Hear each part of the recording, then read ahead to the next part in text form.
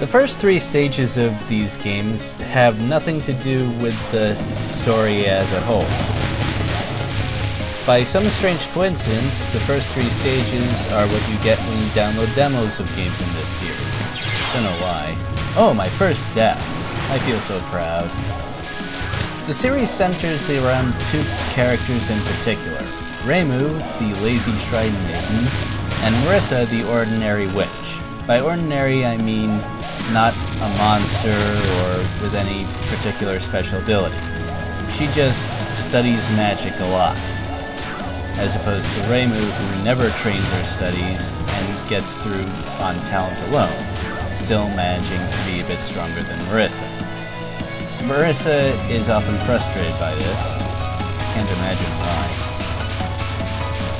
This isn't to say that there aren't any memorable characters that show up as early stage bosses.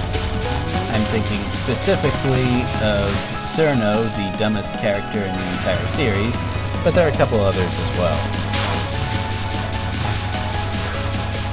This particular game doesn't get the story going until stage 5.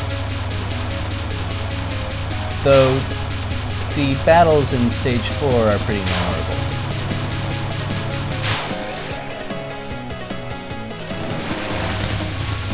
If you want to find out what the characters are like or what they're saying before the fights in this game, I recommend the Toho Wiki. The Toho is sort of the name of this series. So just go to a search engine like Google or whatever you use and type in Toho, T-O-U-H-O-U, Wiki, and that should bring it up. Imperishable Night Wiki should work too. This particular boss pattern is a little tricky because she fires fast shots when you're unfocused and slow shots when you are focused.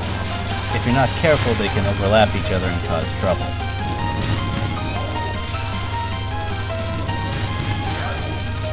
Now, there are going to be some parts in this playthrough where I just don't say anything.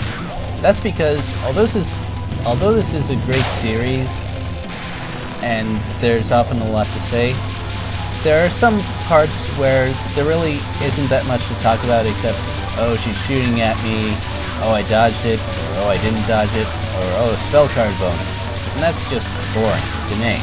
They're enough to say anything.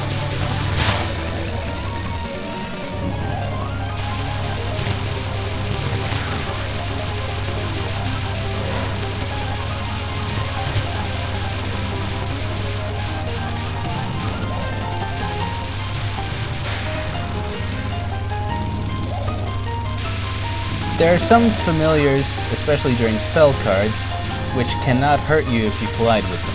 Most familiars will hurt you, except when you're Reimu, who can't be harmed by familiar collisions at all.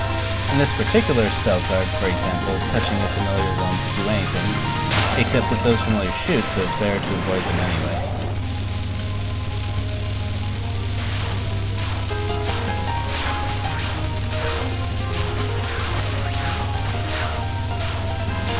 And I believe that's my first counter bomb with this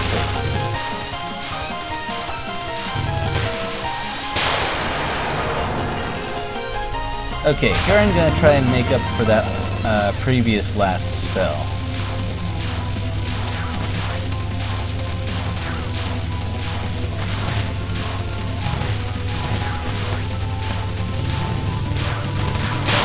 Alright.